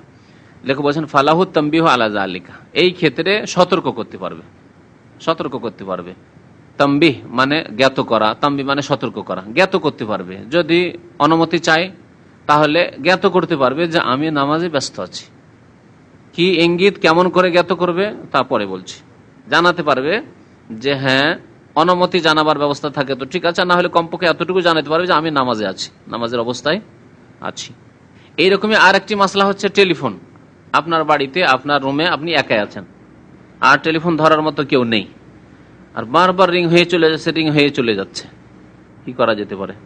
নামাজের অবস্থায় তাকে জানানো যেতে পারে কিনা, তানবিহ, তাকে জানানো যেতে পারে কিনা যে আমি নামাজ পড়ছি, মনে আছে মাসলা? জানানো যেতে পারে, জি। তারপরে কিভাবে জানাবেন তা পরে বলছি। একটা লোক ধ্বংস হয়ে যার, সে বড়ই হোক আর ছোট, বিশেষ করে বাচ্চাদের ক্ষেত্রে এরকম বিপদের আশঙ্কা হতে পারে যে আগুন সামনে আছে, প্রদীপ জ্বলছে, লণ্ঠন জ্বলছে, আর ওই লণ্ঠনের এতে আগুনে হাত দিতে যাচ্ছে, গরম পাত্র রাখা আছে, রান্না করে কিছু রাখা আছে, হাঁড়ি বাসন রাখা আছে, ওতে হাত দিতে যাচ্ছে বাচ্চা, আর নামাজ পড়ছে, মহিলা নামাজ পড়ছে বা পুরুষ নামাজ পড়ছে, বাচ্চাকে সতর্ক করতে পারে না? তো এসব ক্ষেত্রে সতর্ক করতে পারে। যদি কারো ধ্বংস হওয়ার আশঙ্কা থাকে তাহলে তো তাকে ধ্বংস থেকে বাঁচানো জরুরি, এই ক্ষেত্রে ওয়াজিব হয়ে যাবে, জরুরি হয়ে যাবে। কিভাবে জানাবে বলছে, পুরুষদের ক্ষেত্রে একটি নিয়ম আর মহিলাদের ক্ষেত্রে আরেকটি নিয়ম। পুরুষদের ক্ষেত্রে নবী করিম সাল্লাল্লাহু আলাইহি ওয়াসাল্লাম বলেছেন, একটি আম হাদিস, আত-তাসবিহু লির-রিজালি ওয়া তাসফিকু লিন-নিসা, পুরুষদের জন্য সুবহানাল্লাহ বলা আর মহিলাদের জন্য তালি বাজানো বা তালি দেওয়া। তাহলে কেউ যদি অনুমতি চায়, ওই অবস্থায় পুরুষ লোক কি করবে? দরজা বারবার নক করছে, বেল বাজিয়ে চলে যাচ্ছে, একবার হয়ে গেল, দুইবার হয়ে গেল, তিনবার হয়ে গেল, আপনার নামাজ শেষ হয়নি, দরজা খুলতে পারছেন না, তিনবারের পরে চলে যাবে। বা আওয়াজ দিচ্ছে, তার আওয়াজে বুঝতে পারছেন অমুক লোক আছে, তার আসা জরুরি, আপনার বাড়িতে বা আপনার সাথে সাক্ষাৎ করা জরুরি হয়, তার জরুরি অথবা আপনারই জরুরি, তাহলে তাকে জানানো যাবে। কিভাবে? সুবহানাল্লাহ সুবহানাল্লাহ বললে খুলতে পারছেন আর সুবহানাল্লাহ বলছেন, তার মানে সে বুঝতে পারবে যে নামাজে ব্যস্ত আছে, আমি তাহলে অপেক্ষা করি। বারবার বেল না বাজিয়ে বা ফিরে চলে না যে আমি কি করি, অপেক্ষা করি। কি বলবে পুরুষ লোক? সুবহানাল্লাহ বলবে। টেলিফোনের মাসলা, টেলিফোন বারবার রিং হচ্ছে, সে মোবাইলে হলে তো নামই দেখতে পাচ্ছেন, না হয় নাম আসছে, টেলিফোন না আসছে। আজকাল ইয়েতেও ল্যান্ড টেলিফোন অনেক সময় নম্বর আসে, তাই না? ওর ব্যবস্থা আছে, নম্বর আসছে, দেখছেন আপনার আম্মা টেলিফোন করছে বা গুরুত্বপূর্ণ টেলিফোন আছে, জরুরি আপনার মালিক টেলিফোন করছে, জরুরি জবাব দেওয়া এখন, বা এরকম যে কোনো ক্ষেত্রে হোক যে টেলিফোন, এই টেলিফোনের জবাব দেওয়া জরুরি। তারপর অনেক সময় আপনার দেশ থেকে টেলিফোন আসছে, যদি জবাব না দেন আপনি 2 দিন 3 দিন চলে যাবে, টেলিফোন লাগাই দিতে পারেন না, টেলিফোন ঢুকে না বাংলাদেশ। এরকম হচ্ছে না? হচ্ছে না? অনেক সময় হচ্ছে জরুরি টেলিফোন, ওরা টেলিফোন করছে, আপনি জবাব দিতে পারলেন না, আপনি টেলিফোন ঢুকাইতে পারেন না, আপনি যে পরে যে জবাব দিয়ে দেবো করে, তাও আপনার এখতিয়ারে নেই। তাহলে এই ক্ষেত্রে টেলিফোনটা উঠিয়ে কি করলেন, সুবহানাল্লাহ মাসলা মনে রাখেন, টেলিফোন উঠিয়ে কি বলবেন? সুবহানাল্লাহ। ব্যাস এইরকমই ইমামের সহ হলে, ইমামের সহর উপরে তো আমল আছে, এই মাসলা জানা আছে যে ইমামের যদি ভুল হয় তাহলে কি করতে হবে? সুবহানাল্লাহ। কিন্তু এই ক্ষেত্রে যে হালাত আছে, আল্লাহু আকবার বলে, পাকিস্তানে মানে উপমহাদেশের মধ্যে যে হালত আছে জাহিল মূর্খদের মধ্যে, নবী সাল্লাল্লাহু আলাইহি ওয়াসাল্লাম তাসবিহ বলেছেন, তারা আল্লাহু আকবার বলবে, অথচ আল্লাহু আকবার কোথাও নেই, না তাদের মযহাবেও নেই, যে হালত, এটি অজ্ঞতা। এমন কিছুতে হাত দিতে যাচ্ছে, কারেন্টে হাত দিতে যাচ্ছে, বাচ্চা বুঝে না, কারেন্টে হাত দিতে যায়, সুবহানাল্লাহ। যদি ভাবেন যে সুবহানাল্লাহ বললে সে সাবধান হয়ে যাবে, তাহলে সুবহানাল্লাহ বলে যথেষ্ট। যদি দেখেন না সুবহানাল্লাহ দিয়ে কেউ উদ্ধার করা যাবে না, বাঁচানো যাবে না, এই হাত দিয়ে দিবে, বুঝে না, অবুঝ, তাহলে ধরতে হবে তাকে, তাহলে হরকত করতে হবে, ধরতে হবে, টেনে নিতে হবে। প্রয়োজনে যদি দেখা যায় না ধ্বংস হয়ে যাওয়ার আশঙ্কা আছে, মরে যাওয়ার আশঙ্কা আছে, তাহলে নামাজ ছেড়ে দিতে হবে এই ক্ষেত্রে, কারণ জীবন বাঁচানো একজন মুসলিমের ফরজ। লেখে বলছেন যে পুরুষ লোক সুবহানাল্লাহ বলবে, অতসাফিকুল মারআত, মহিলারা তালি দেবে, মহিলারা তালি দেবে। কিন্তু কাফেরদের যেহেতু তালি দেওয়া, এটা যেটা আমাদের দেশের বিভিন্ন অনুষ্ঠানে, রাজনৈতিক অনুষ্ঠানে অথবা খেলাধুলার অনুষ্ঠানে কেউ জিতলো কেউ হারলো শুরু করছে, এটা জায়েজ নয়, হারাম। সুতরাং আপনারা কোনো ক্ষেত্রে, এমনকি ধর্মীয় খুশি হইলেও তালি বাজাবেন না।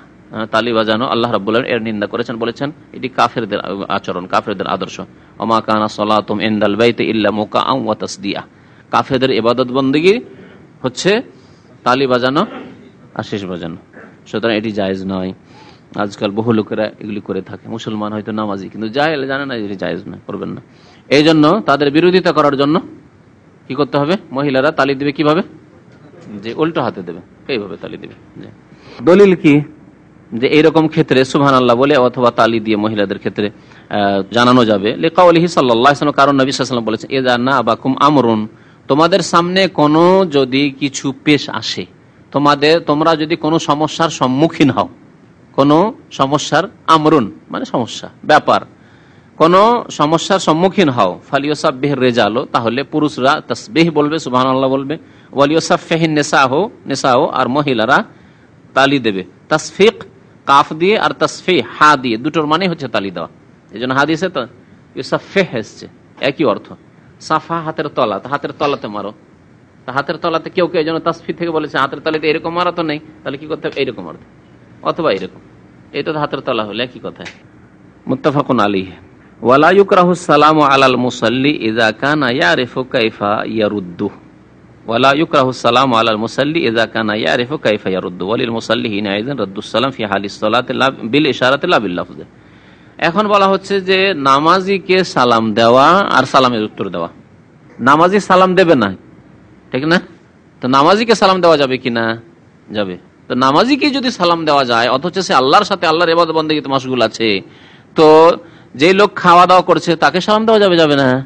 তো এগুলি যে হালাত নয় আমাদের সমাজের, যে খাবের অবস্থায় সালাম দেওয়া নেই। আমাকে আমার ছোট খুব তালিব ইলম কালে যখন মাসলা জানতাম না, তখন আমাকে কিছু মুরব্বীরা এরকম একদিন বাধা দিয়েছিল, সালাম আলাইকুম, যেমন আমাদের দেখছেন আব্দুল্লাহ ইজের বয়স এরকম বয়স ছিল, অথবা 10 বছর এরকম ছিল, দেখেন না অনেক সময় এসে বাচ্চা সালাম দিচ্ছে। তো ওইরকম আমিও খাওয়া দাওয়া করছে লোকেরা, আর খুব বড় বড় লোকেরা বসে সালাম আলাইকুম বলে দিচ্ছি। আমি এই ছেলে সালাম কেন দিলে? আমি তো ভয় পেয়ে গেছি, সালাম কেন দিলে? সালাম দাও, তুমি জানো না যে খাওয়া দাওয়ার সময় সালাম দিতে হয় না? বলছেন ওয়ালা ইউকরাহুস সালামু আলাল মুসাল্লি, নামাজিকে সালাম দেওয়া মাকরুহ নয়। আমাদের দেশে বলে নামাজিকেও সালাম দেওয়া মাকরুহ, যে খাওয়া দাওয়া করে তাকে সালাম দেওয়া মাকরুহ। আর কয়েকটি জায়গা আছে, মনে আছে জায়গাগুলি? ওদের সময় সালাম দেওয়া মাকরুহ, আর পেশাব পায়খানার সময় সালাম দেওয়া মাকরুহ, কোনটি মাকরুহ নয়। পেশাব পায়খানার অবস্থায় বাথরুমে আছে, জানছেন যে অফিসওয়ালা বা বাড়িওয়ালা বাথরুমে আছে, সালাম আলাইকুম দেন, অসুবিধা নেই। উত্তর দেবে না নাপাক অবস্থা, বাথরুম থেকে বেরিয়ে উত্তর দেবে। নামাজের অবস্থায় যেহেতু আল্লাহর সাথে সে মশগুল আছে ইবাদতে, সেই জন্য উত্তর দিতে পারবে না কথার দ্বারা। উত্তর দিতে পারবে না কথার দ্বারা। তাহলে কথার দ্বারা উত্তর দিতে পারবে না, তাহলে বোঝা গেল যে কর্মের দ্বারা উত্তর দিতে পারবে, তা হচ্ছে ইশারা করে। নামাজ পড়ছে, সালাম আলাইকুম কেউ বললো, বলেই দিল নামাজিকে, তাহলে কি করবে? এরকম করতে পারবে, এরকম করে সালামের উত্তর দিতে পারবে। যেমন সালামের উত্তর দিচ্ছেন অথবা সালাম দিচ্ছেন, গাড়িতে যাচ্ছেন, গাড়ির গ্লাস বন্ধ আছে, আওয়াজ পৌঁছিবে না, দেখছেন আমার পরিচিত লোক, করছেন না, এটি সালাম। কিন্তু শুধু ইশারায় সালাম দেওয়া জায়েজ নয়। আবার এই ইশারার সাথে সাথে কি করতে হবে? উচ্চারণ করতে হবে। রাস্তাঘাটে যাচ্ছেন, গাড়িতে যাচ্ছেন, আর শুধু ইশারা করে দিলেন, অনেক সময় মুখ নড়েই না, আজকালকার অনেক জাহিল লোকের আছে। এটি যেহেতু ইহুদিদের সালামের কথা বলা হয়েছে, শুধু হাতের ইশারা সালাম, এই জন্য নিষেধ করা হয়েছে। তাহলে মুখে আসসালামু আলাইকুম রহমতুল্লাহ বলেন, আর তার সাথে হাত উঠান, তো ঠিক আছে। জি, জবাবের ক্ষেত্রে জবাব দিবেন, ধরেন একজন সালাম দিল, জবাব দেন দূর থেকে, রোডের ওপারেও আছে, রোডের এপারে আপনি আছেন, দেখা দেখি চোখে চোখে দেখা দেখি হয়ে গেল, সালাম দেওয়া নেওয়া করবেন, সালাম ওয়ালাইকুম আসসালাম, তা হাত উঠান আর ওয়ালাইকুম আসসালাম বলেন। এদিক থেকে হাত উঠেলো আর সালাম দিল না, আর আপনি করলেন, সমান সমান, এরকম নয়। আর নামাজের অবস্থা না, নামাজের অবস্থায় কথা চলবে না, ইশারা শুধু। জি, এটা খাস অবস্থা। আর নামাজ থেকে বেরিয়ে গিয়ে উত্তর দিলে কথাই দেবে। তা লেখক বলছেন যে মুসাল্লিকে, নামাজিকে সালাম দেওয়া মাকরুহ নয়, তার মানে জায়েজ, নামাজিকে সালাম দেওয়া জায়েজ। মসজিদে যাচ্ছেন, জামাত চলছে, সালাম আলাইকুম বলা জায়েজ। এজা কানা ইয়ারিফু কাইফা ইয়ারুদ্দু, কিন্তু জানতে হবে এতটুকু যে নামাজি যারা নামাজ পড়ছে তারা জানে মাসলা, যে নামাজের অবস্থা ওয়ালাইকুম আসসালাম বলা যাবে না।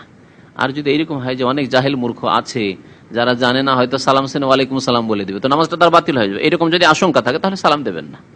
এরকম আশঙ্কা যদি থাকে যে ব্যক্তি বেশি লেখাপড়া জানে না, কি জানি কি করতে কি করে, সালামের উত্তর দিয়ে ফেলে, তাহলে সালাম দেবেন না।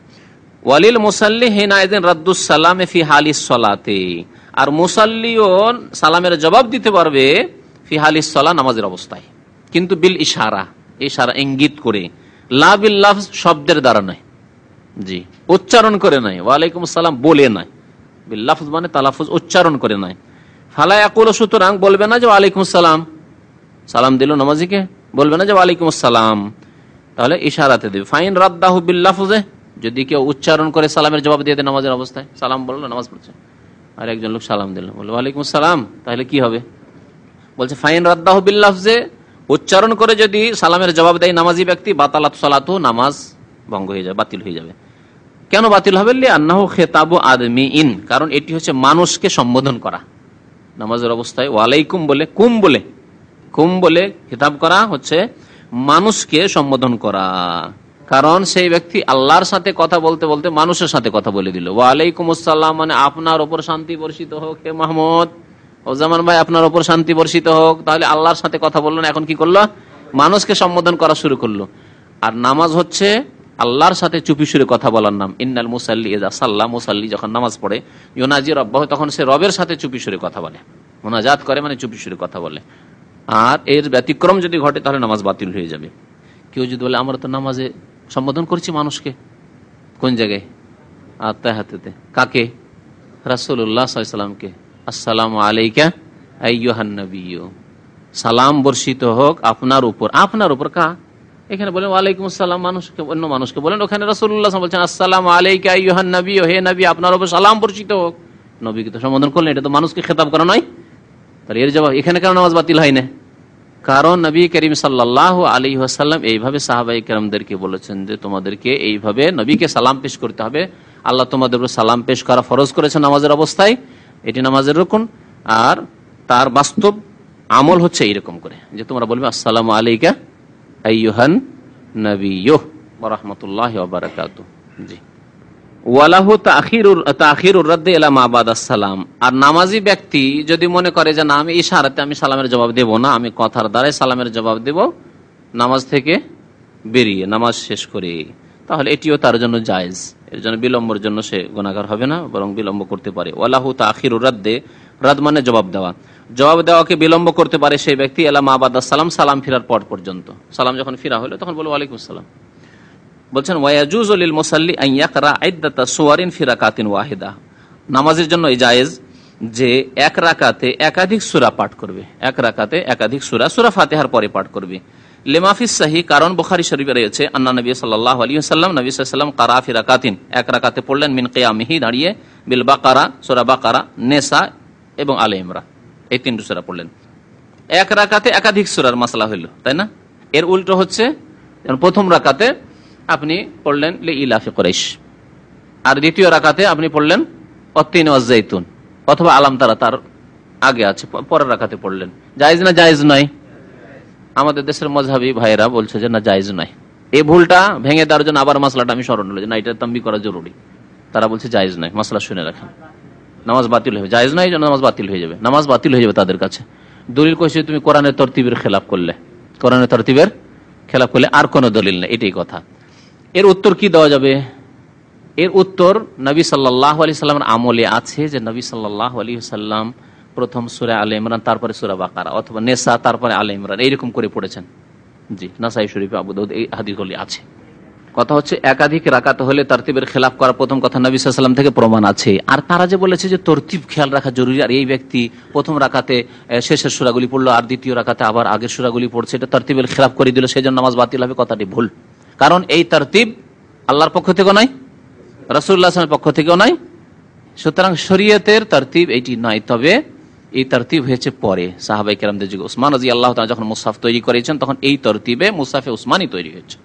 এই জন্য অন্যান্যরা নিজেরা যে কোরআন লিখে রেখেছেন, যেমন আব্দুল্লাহ বিন মাসউদ রাদিয়াল্লাহু তাআলার কাছে মুসহাফ ছিল, তাতে এই তরতিব ছিল না। উবাই বিন কাবের কাছে মুসহাফ ছিল, তিনি, যারা হাফেজরা তারা নিজে নিজে লিখে রেখেছেন। যায়েদ বিন সাবিতের কাছে ছিল, তিনি কাতেব ওহী লিখে রেখেছেন, এই তরতিবে ছিল না। আসল তরতিব তো কোরআনের নাযিল হওয়ার তরতিব, যেভাবে নাযিল হচ্ছে ওই রকম যদি তরতিবই বলতে হয়, তাহলে এরকম ফতোয়া দিতে হয় ওই আমাদের মাযহাবী ভাইদেরকে যে যেভাবে কোরআন নাযিল হচ্ছে সেভাবে তেলাওয়াত করতে হবে। তাহলে ইকরা বিসমি রাব্বিকাল্লাযী আগে পড়তে হবে, ইকরা বিসমি রাব্বিকাল্লাযী পড়তে হবে, তারপরে সূরা মুজাম্মিল, সূরা মুদ্দাসসির, এসব পড়তে হবে, ঠিক না? মক্কি সূরা, তারপর মাদানী সূরা, এই করলে তো পেরেশান হয়ে যাবে মানুষ, যে কোনটা মক্কি কোনটা মাদানী, এইসব মুশকিল পড়ে যাবে।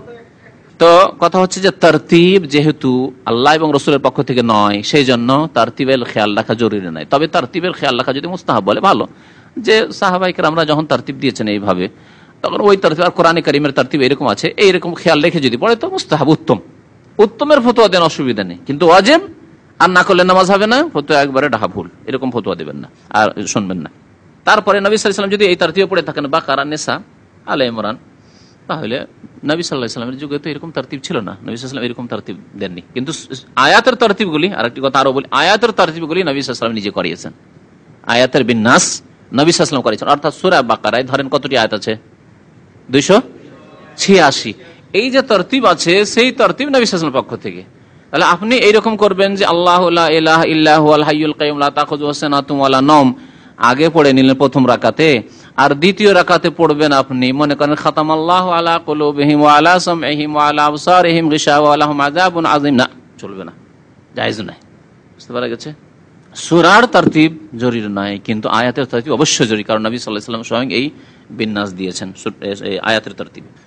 যেমন ছোট সূরাই ধরেন, ছোট সূরাকে উল্টো করে পড়তে পারবেন, এটা আপনার বিবেকই ধরে না যে সাব্বিহিসমা রাব্বিকাল আলা পড়বেন, বা হালাতাকা হাদিসুল গাসিয়া প্রথম রাকাতে পড়বেন, আফালা ইয়ানজুরুনা ইলাল ইবিলি কাইফা খুলিকাত ওয়া ইলাস সামাই কাইফা রুফিআত ওয়া ইলাল জিবালি কাইফা নুসিবাত, আর ইলা আখিরি পড়লেন, তারপরে দ্বিতীয় রাকাতে পড়ছেন হালাতাকা হাদিসুল গাসিয়া ওয়াজুহু ইয়াওমা ইদিন খাসিয়া। আপনার বিবেকে ধরছে? জায়েজ নয়। তো ওই রকমই বড় সূরাগুলি সম্পর্কে আপনাকে খেয়াল রাখতে হবে যে আয়াতুল কুরসি আগে আছে না আমানা রাসূল আগে আছে, আপনাকে খেয়াল রাখতে হবে। ওয়ায়াজুজু লাহু, আর নামাজের জন্য জায়েজ, আন ইউকাররিরা কিরাআতাস সূরাতি ফারাকাতাই, এটা হচ্ছে যে একটি সূরাকে, এটাকে অনেকে আমাদের দেশের মানুষ নাজায়েজ মনে করে, সুবহানাল্লাহ বলা শুরু করে। তা হচ্ছে যে একটি সূরাকে 2 রাকাতে পড়া, প্রথম রাকাতে আলাম তারা কাইফা ফাআলা পড়লেন, দ্বিতীয় রাকাতে আলাম তারা কাইফা ফাআলা। যদি এরকম পড়ে তো সবাই সুবহানাল্লাহ বলা শুরু করে না? দেখেছি এরকম অনেক সময় আমাদের দেশের, আমরা তো ভুল করেই পড়ে, ইচ্ছা করে কেউ পড়ে না, কিন্তু তারপরে যদি পড়ে নেয় তাহলে সুবহানাল্লাহ বলা শুরু করে, জানে না, যাই হোক, মানে তামবিগ দেওয়া শুরু করে যে ভুল করে দিয়েছেন আপনি। 2 রাকাতে জায়েজ আছে, নবী সাল্লাল্লাহু আলাইহি ওয়াসাল্লাম ইজাজুল জালাতিল আরজু জিলজালাহা পড়েছেন 2 রাকাতে। তাহলে মুসাল্লির জন্য জায়েজ আন ইউকাররিরা কিরাআতাস সূরাতি ফি রাকাতাইনি, একটি সূরাকে বারবার পড়বে, ফি রাকাতাইনি 2 রাকাতে, পুনরায় পড়বে 2 রাকাতে। তাকরার করা মানে পুনরায় পড়া 2 রাকাতে একই সূরা।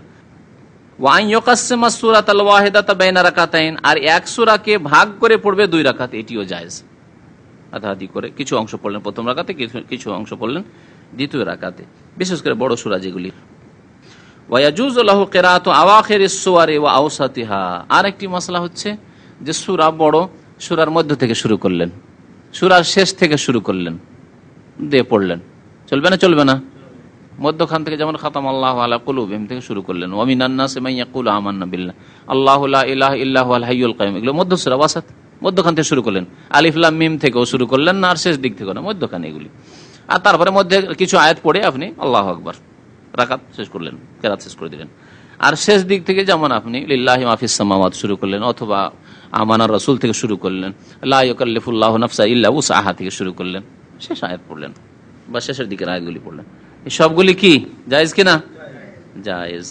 আর নবী সাল্লাল্লাহু আলাইহি সাল্লাম মধ্যখান থেকে আর শেষখান থেকে পড়েছেন, এটা খুব কম আমল করেছেন, এই জন্য খুব বেশি বেশি করবেন। আজকাল ইমামরা বেশিরভাগ এরকম করে, যেটি নবী সাল্লাল্লাহু সবচাইতে কম আমল সেটি কি আজকালকার ইমাম সাহেবরা বেশি করে। কি বুঝলেন? বুঝলেন না? বুঝলেন না মাসলা আমার? ওয়ায়াজুজু লাহু, আর ইমামের জন্য জায়েজ, কিরাআত বা নামাজের জন্য জায়েজ, কিরাআতু আওয়াখিরিস সুওয়ার, সূরার শেষ অংশ পড়া, ও আওসাতিহার মধ্য অংশ পড়া জায়েজ। লেমা এর দলিলগুলো দিয়েছে, কারণ এটা সম্পর্কে অনেকে মত আছে যেন চলবেন, সেই জন্য দলিল পেশ করেছেন তিনি। কিছু মাসলাতে সংক্ষেপ করে দিয়েছেন, দলিল হতে পেশ করেনি। লেমা রাওয়া আহমদ ও মুসলিম, কারণ মুসনাদে আহমদ ইমাম আহমদ বর্ণনা করেছেন, ইমাম মুসলিম বর্ণনা করেছেন, তাহলে মুসলিম শরীফেও আছে। আন ইবনে আব্বাস রাদিয়াল্লাহু আনহু, আব্দুল্লাহ বিন আব্বাস রাদিয়াল্লাহু তাআলা আনহুমা থেকে, আন্না নবী সাল্লাল্লাহু আলাইহি ওয়াসাল্লাম কানা ইয়াকরাউ ফিল উলা মিন রাকাতাইল ফজর, ফজরের 2 রাকাতের প্রথম রাকাতে পাঠ করতেন কাউলাহু তাআলা, মহান আল্লাহর এই বাণী আয়াত, কুলু আমান্না বিল্লাহি ওয়া মা উনজিলা ইলাইনা ওয়া মা উনজিলা ইলা ইব্রাহিমা ওয়া মূসা ওয়া ঈসা। জি ভাই, কুলু, হে মুসলিমরা তোমরা বলো, সম্বোধন যেহেতু জমা তো মুমিনদেরকে সম্বোধন করা হয়েছে, তোমরা বলো আমান্না বিল্লাহ, আমরা আল্লাহর প্রতি ঈমান নিয়ে এসেছি, ওয়া মা উনজিলা ইলাইনা, যা আমাদের উপর নাযিল হয়েছে, আর আমাদের পূর্বে যা নাযিল হয়েছে সবের প্রতি আমরা ঈমান নিয়ে এসেছি। সূরা বাকারা আয়াত নম্বর 136। ওয়া ফি সানিয়া, আর দ্বিতীয় রাকাতে আল আয়া ফি আলে ইমরান, আলে ইমরান আয়াত, এগুলো সব মধ্যেকার আয়াত, সূরার মধ্যখানে আছে। বলিয়া আহলাল কিতাবে, হে নবী আপনি বলুন, হে আহলে কিতাব, হে ইয়াহুদ এবং নাসারারা, তাআলাউ ইলা কালিমাহ, তোমরা আসো এমন একটি কথার দিকে, এমন একটি বাক্যর দিকে, সাওয়াইম বাইনানা ওয়া বাইনাকুম, যা আমাদের এবং তোমাদের মাঝে সমান, মানে তোমরাও সেটা মানো আর আমরাও মানি, সেটি হচ্ছে আল্লাহর একত্ব তাওহীদ। তাআলাউ ইলা কালিমাতিন সাওয়াইম বাইনানা ওয়া বাইনাকুম আল্লা না'বুদা ইল্লাল্লাহ, আর তা হচ্ছে যে আমরা সবাই মিলে কি করব? একমাত্র আল্লাহর ইবাদত করব, আল্লাহ ছাড়া কারো ইবাদত বন্দেগী করব না, ও জাইরেরও করব না, আর ঈসারও করব না, মুসারও করব না, আর ওলি আউলিয়ার নাম দিয়েও করব না, সালেহিনের করব না, একমাত্র আল্লাহর ইবাদত বন্দেগী করব, আল্লাহ না'বুদা ইল্লাল্লাহ ওয়ালা নুশরিকা বিহি শাইআ। আর এই কথাও আমরা সবাই এক, তোমাদের দিন আমাদের দিনই এক, কারণ তাওহীদ সবার দিনে, মুসা আলাইহিস সালাম নিয়ে আসা দিনে যে তাওহীদ ছিল সেই তাওহীদ নিয়ে এসেছেন নবী সাল্লাল্লাহু আলাইহি ওয়াসাল্লাম। সুতরাং আমরা আল্লাহর সাথে কাউকে শরীক করব না, ওয়ালা নুশরিকা বিহি শাইআ ওয়ালা ইয়াত্তাখিযা বা'দুনা বা'দান আরবাবা মিন দুনিল্লাহ, আর আমাদের একে অন্যকে পৃষ্ঠপোষক বা রব প্রভু হিসাবে গ্রহণ করবে না, বিধানদাতা হিসাবে গ্রহণ করবে না, প্রতিপালক হিসাবে, লালন পালনকারী হিসাবে গ্রহণ করবে না। রবের এই সবগুলি অর্থ মিন দুনিল্লাহ। তাহলে মানুষের বিধান যদি মানব রচিত বিধান মানে, তাহলে সে মুশরিক হবে এই আয়াতের আলোকে। ওয়ালা ইয়াত্তাখিযা বা'দুনা বা'দান আরবাবা মিন দুনিল্লাহ, যদি তার প্রতি বিশ্বাস করে, করে ওয়ালা ইয়াত্তাখিযা বা'দুনা বা'দান আরবাবা মিন দুনিল্লাহ, রব হিসাবে গ্রহণ করবে না, প্রভু হিসাবে গ্রহণ করবে না মানুষকে। ফাইন তাওয়াল্লাহ, এই কথা জানিয়ে দাও, তারপরে যদি তারা অমান্য করে, মুখ ফিরিয়ে নেই, বিমুখ হয়, ফাকুলু, তো তাদেরকে জানিয়ে দাও, ইশহাদু বিআন্না মুসলিমুন, তোমরা সাক্ষী থাকো ইহুদি এবং খ্রিস্টান জগৎ যে আমরা মুসলিম, আমরা একমাত্র আল্লাহর ইবাদত বন্দেগী, তোমরা মানো আর না মানো তোমাদেরকে জানিয়ে দিলাম। এই আয়াত নবী সাল্লাল্লাহু আলাইহি সাল্লাম পড়েছেন মধ্যখান থেকে, সূরা আলে ইমরান আয়াত নম্বর 64।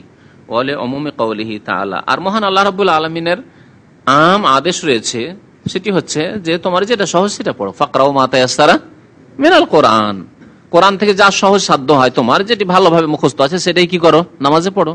আপনার শুরু থেকে সূরা বাকারার মুখস্থ নেই, কিন্তু মধ্যখানে মুখস্থ আছে কিছু আয়াত, শেষখানে মুখস্থ আছে, এইরকম সূরা আলে ইমরানের মধ্যখানে মুখস্থ আছে, অন্যান্য সূরার মধ্যখানে কিছু আয়াত মুখস্থ আছে, তাহলে ওগুলি পড়েন যেগুলি ভালো মুখস্থ। ফাকরাউ মা তায়াসসারা মিনাল কোরআন, কোরআন থেকে যা সহজ তাই তোমরা পাঠ করো। সূরা মুজাম্মিল আয়াত নম্বর 20। লাকিন লা ইয়ামবাগিল ইকসারু মিন যালিকা বাল ইউফআলু আহইয়ানান, কিন্তু এটি খুব বেশি বেশি করা ঠিক না। ইমাম সাহেবরা শুনেন ভালো করে, বা নিজেরা প্রত্যেকেই তো নামাজ পড়ছেন, অনেক সময় একা নামাজ পড়েন, সুন্নাত নামাজে ভেঙে ভেঙে মধ্যখান থেকে বা শেষখান থেকে কোনো সূরার পড়া বেশি বেশি করা ঠিক নাই, বুঝলেন? শুরু থেকে পড়ার চেষ্টা করতে হবে। যে কোনো সূরা ধরলে মুখস্থ থাকলে শুরু থেকে পড়ার চেষ্টা করবেন। বড় সূরা হইলো, সূরা বাকারা শুরু থেকে শুরু করেন, সূরা নিসা শুরু থেকে শুরু করেন, সূরা আলে ইমরান শুরু থেকে শুরু করেন যদি মুখস্থ থাকে। তাহলে কখনো কখনো করা যাবে, বাল ইউফআলু আহিয়ানান, বরং এটি কখনো কখনো করা যাবে। কারণ নবী করিম সাল্লাল্লাহু আলাইহি ওয়াসাল্লাম কখনো কখনো 1-2 বার করেছেন। এটিকে একবারে সুন্নত তরিকা বানিয়ে নেওয়ার প্রায় সময় দেখা যাচ্ছে আপনি মধ্যখান থেকে পড়ছেন, শেষ খান থেকে পড়ছেন সূরার, এরকম না করা উচিত।